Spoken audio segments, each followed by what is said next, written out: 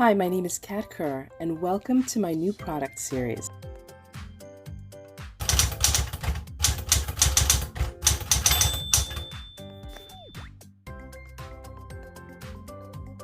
Now, I'm always on the hunt for products that do specific things. So for this series, my hope is to try products in various ways in order to give myself and you an accurate assessment. This way we can learn what a specific product works best with and what it doesn't. Now, I'm not getting paid by any company to use their products. Some companies might choose to send me products, but the opinion is totally mine. My only hope is that the assessment gives you insight and helps you choose the right products for your project. So let's go ahead and get started.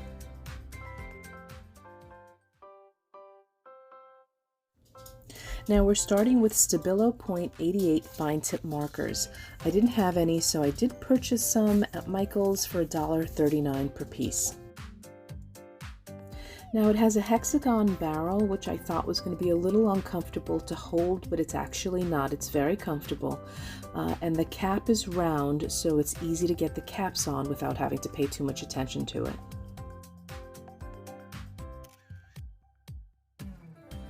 Product features as per the website. It comes in 47 brilliant colors. It has a hexagonal shaped design, a metal enclosed tip for a long lifespan, a 0.4 millimeter tip, and it has a long cap off time. Now I'm going to do a 5-point test. The initial one being I'm just going to see how it feels writing on the surface. Number 2 is going to be a skip test. I'll apply a lot of pressure in the beginning and then very light pressure and see if the flow of the ink skips at all. Number 3 will be a wipe test. I'll just doodle and then wipe across with my finger.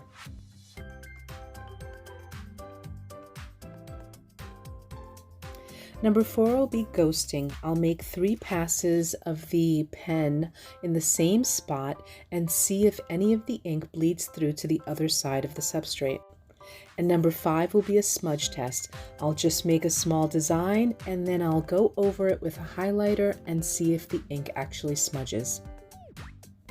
Now these are the substrates that I decided to try, and I only picked them because I use them the most and I'm curious.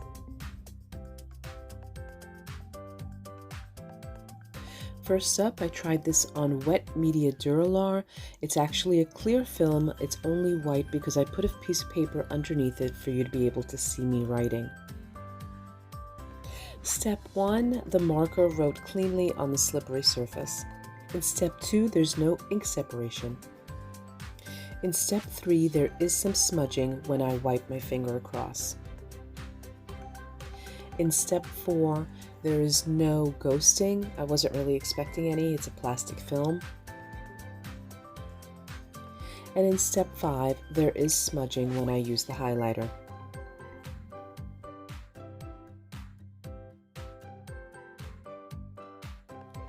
Now, even though I expected there to be smudging on this surface, I decided to return to it a half an hour later. I wiped it again with my finger and the highlighter, and there was no smudging this time. So it's nice to know that you can use it on a slick surface, you just have to let it dry first. Next up, watercolor paper. Step 1, it was good at writing on the textured watercolor paper. Step 2, there was no ink separation. Step 3, there was no smudging. Step 4, no ghosting. And step 5, there was some smudging with the highlighter.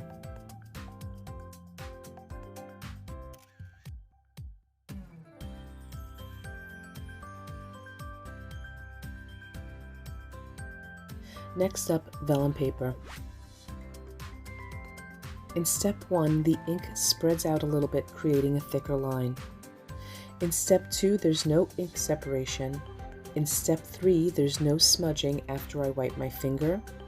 In step 4, there's no ghosting. And in step 5, there's no smudging with the highlighter.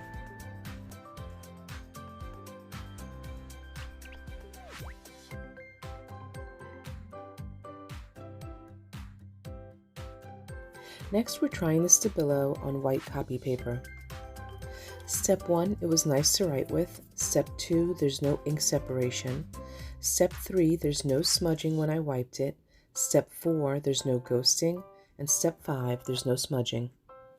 Here you can see the back side of the paper where there is ghosting on the word copy paper, and I used a different marker for that, but there's no ghosting with the Stabilo.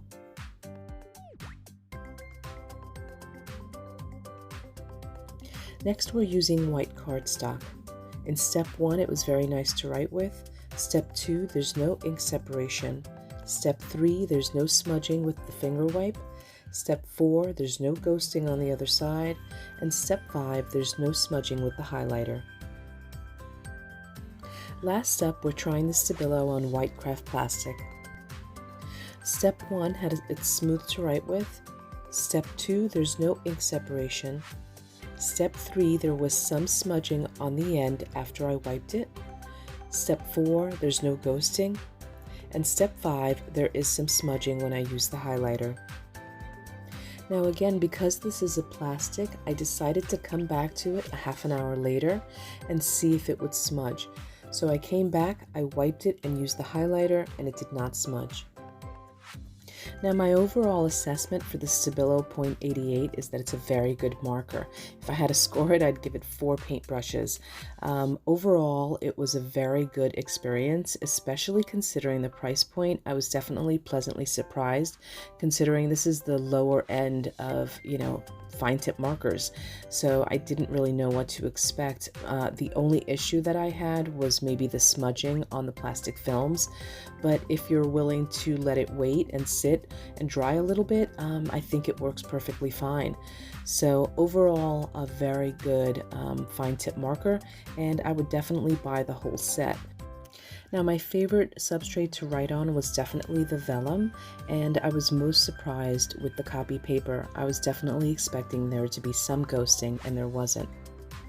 Well, that's it. I hope that if you're looking to buy Stabilos, this helped you in some way, and if you're looking for information on a particular product, let me know in the comments below.